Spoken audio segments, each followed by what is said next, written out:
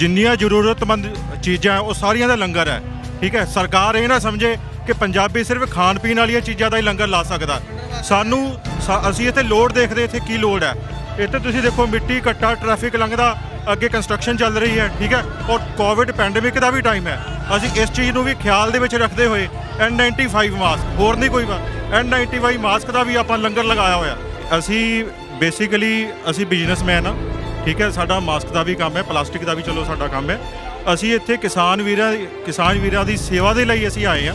ਸਾਡੀ ਕੋਈ ਪਹਿਲੀ ਨਹੀਂ ਹੈ। ਹੁਸ਼ਿਆਰਪੁਰ ਤੋਂ ਆਏ ਆ ਤੇ ਸਾਨੂੰ ਜਿਹੜੀ ਸਪੋਰਟ ਕੀਤੀ ਹੈ, ਠੀਕ ਹੈ, ਉਹ Miri Piri welfare society Sacramento ਤੋਂ, ਉਹਨਾਂ ਨੇ ਵੀ ਬਹੁਤ ਉਚੇਚੇ ਤੌਰ ਤੇ ਮੈਂ ਨਾਮ ਲੈਣਾ ਚਾਹਾਂਗਾ ਰਜਵੰਤ ਸਿੰਘ ਜੀ ਬੇਦੀ ਤੇ ਮਾਤਾ ਸ਼ਿਵਜੋਤ ਕੌਰ ਬੇਦੀ।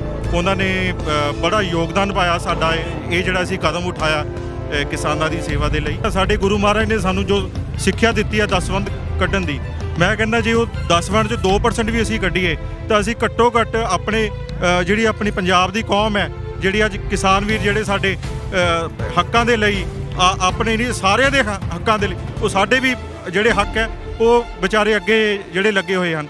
ਠੀਕ ਹੈ ਨਾ, ਤੇ ਅਸੀਂ ਬੈਕ ਸਪੋਰਟ ਪਿੱਛੋਂ ਦੇ ਰਹੇ ਹਾਂ ਉਹਨਾਂ ਨੂੰ। ਠੀਕ ਹੈ, ਉਹਨਾਂ ਨੂੰ ਹਰ ਤਰ੍ਹਾਂ ਦਾ ਅਸੀਂ ਸਹਿਯੋਗ ਦੇ ਰਹੇ ਹਾਂ।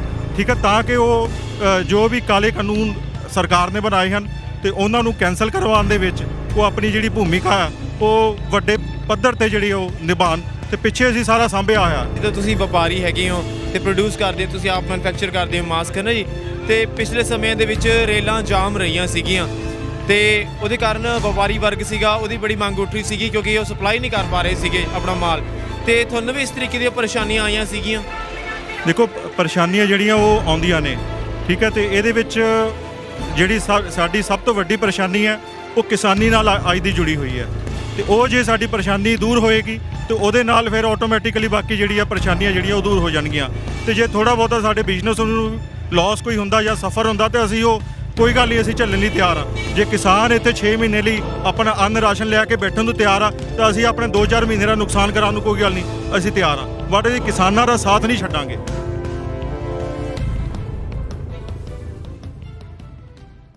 ਸਤਿ ਸ਼੍ਰੀ ਅਕਾਲ ਦੋਸਤੋ, ਤੁਸੀਂ ਵੇਖ ਰਹੇ ਹੋ ਨਿਰਪੱਖ ਪੋਸਟ। ਮੈਂ ਹਾਂ ਮਨਦੀਪ ਸਿੰਘ ਔਰ ਇਸ ਵਕਤ ਅਸੀਂ ਟਰੱਕ ਦੇ ਉੱਤੇ ਮੌਜੂਦ ਹੈਗੇ ਹਾਂ ਔਰ ਟਰੱਕ ਦੇ ਵਿੱਚ ਕੰਬਲ ਲੱਦੇ ਹੋਏ ਨੇ। ਗੱਲ ਕਰ ਲੈਂਦੇ ਹਾਂ, ਸਰਦਾਰ ਸਾਹਿਬ ਮੇਰੇ ਨਾਲ ਮੌਜੂਦ ਨੇ। ਸਤਿ ਸ਼੍ਰੀ ਅਕਾਲ ਜੀ। ਸਤਿ ਸ਼੍ਰੀ ਅਕਾਲ ਜੀ। ਕਿੱਥੋਂ ਆਏ ਤੁਸੀਂ? ਅਸੀਂ ਹੁਸ਼ਿਆਰਪੁਰ ਤੋਂ ਆਏ ਵੀਰ ਜੀ।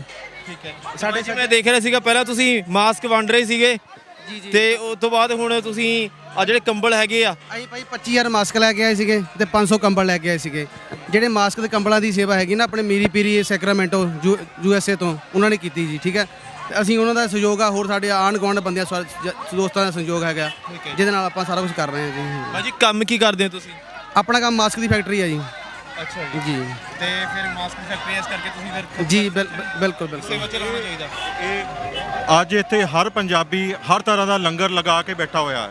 ਠੀਕ ਹੈ, ਜਿੰਨੀਆਂ ਜ਼ਰੂਰਤਮੰਦ ਚੀਜ਼ਾਂ ਉਹ ਸਾਰੀਆਂ ਦਾ ਲੰਗਰ ਹੈ। ਠੀਕ ਹੈ, ਸਰਕਾਰ ਇਹ ਨਾ ਸਮਝੇ ਕਿ ਪੰਜਾਬੀ ਸਿਰਫ ਖਾਣ ਪੀਣ ਵਾਲੀਆਂ ਚੀਜ਼ਾਂ ਦਾ ਹੀ ਲੰਗਰ ਲਾ ਸਕਦਾ। ਅਸੀਂ ਇੱਥੇ ਲੋੜ ਦੇਖਦੇ, ਇੱਥੇ ਕੀ ਲੋੜ ਹੈ। ਇੱਥੇ ਤੁਸੀਂ ਦੇਖੋ ਮਿੱਟੀ ਘੱਟਾ, ਟ੍ਰੈਫਿਕ ਲੰਘਦਾ, ਅੱਗੇ ਕੰਸਟਰਕਸ਼ਨ ਚੱਲ ਰਹੀ ਹੈ। ਠੀਕ ਹੈ, ਔਰ ਕੋਵਿਡ ਪੈਂਡੇਮਿਕ ਦਾ ਵੀ ਟਾਈਮ ਹੈ।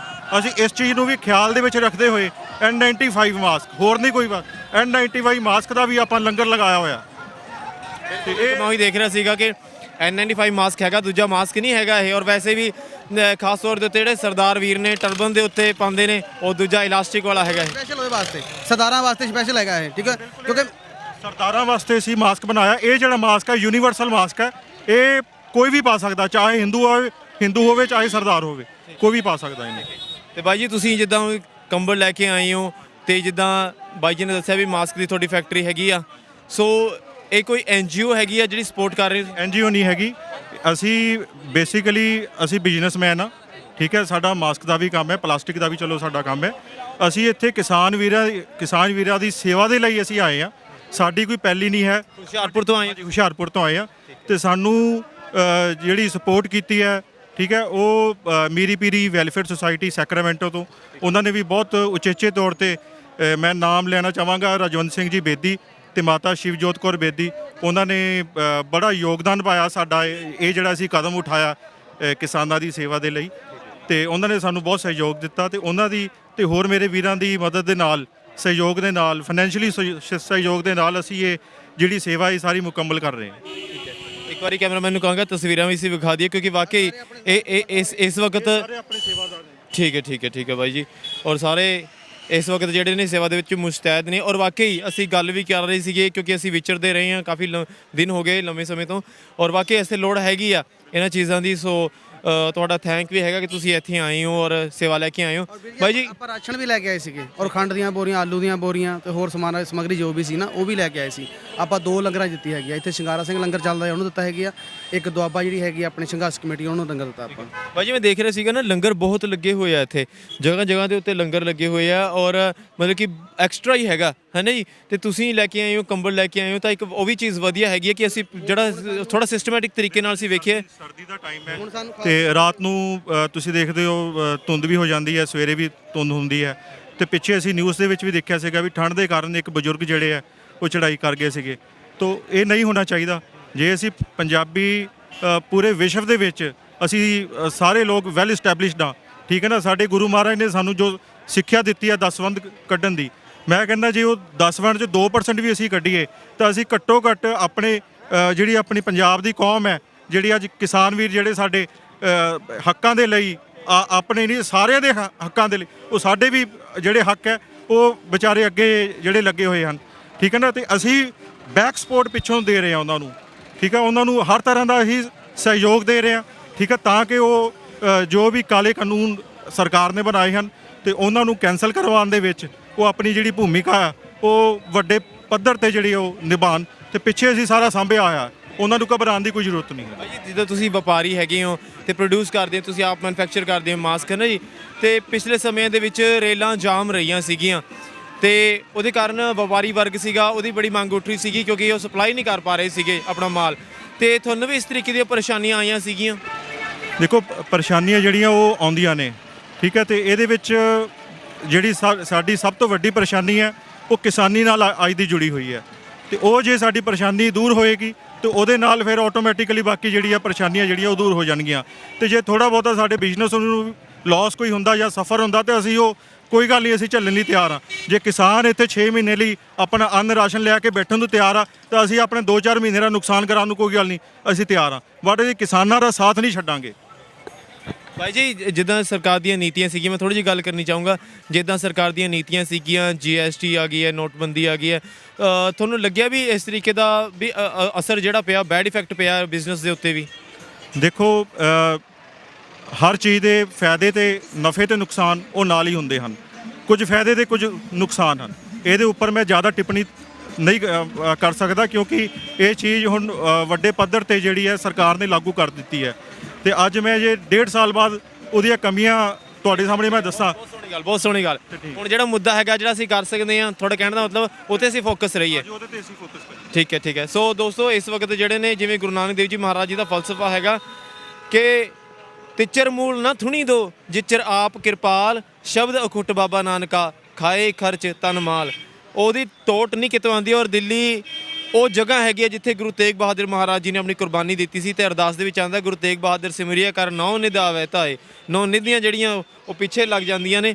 ਸੋ ਇਸੇ ਤਰੀਕੇ ਦੇ ਨਾਲ ਉਹਨਾਂ ਦੇ ਨਕਸ਼ੇ ਕਦਮਾਂ ਦੇ ਉੱਤੇ ਚੱਲਦੇ ਹੋਏ ਹੁਣ ਜਿਹੜੇ ਇਹ ਮੇਰੇ ਵੀਰ ਨੇ ਇਹ ਵੀ ਨਿੱਤਰੇ ਆਏ ਨੇ ਮੈਦਾਨ ਦੇ ਵਿੱਚ ਔਰ ਕਹਿੰਦੇ ਕਿ ਕਿਸੇ ਚੀਜ਼ ਦੀ ਵੀ ਕਮੀ ਨਹੀਂ। ਵੀਰ ਜਿਹੜੇ ਇਹ ਬਰਿਆਨੇ ਤੋਂ ਆਏ ਨੇ ਨੌਜਵਾਨ ਸਾਰੇ, ਤੇ ਇਹਨਾਂ ਨੇ ਲੰਗਰ ਦੀ ਜਿਹੜੀ ਰਸਤ ਹੈ ਉਹ ਇਹ ਮੇਰੇ ਸਾਰੇ ਵੀਰ ਜਿਹੜੇ ਲੈ ਕੇ ਆਏ ਨੇ ਤੇ ਇਹਨਾਂ ਦਾ ਵੀ ਬਹੁਤ ਅਸੀਂ ਧੰਨਵਾਦ ਕਰਦੇ ਹਾਂ, ਠੀਕ ਹੈ, ਜਿਨ੍ਹਾਂ ਨੇ ਆਪਣਾ ਕੀਮਤੀ ਸਮਾਂ ਕੱਢ ਕੇ ਇੱਥੇ ਕਿਸਾਨਾਂ ਲਈ ਇਹ ਲੋਕ ਆਏ ਨੇ।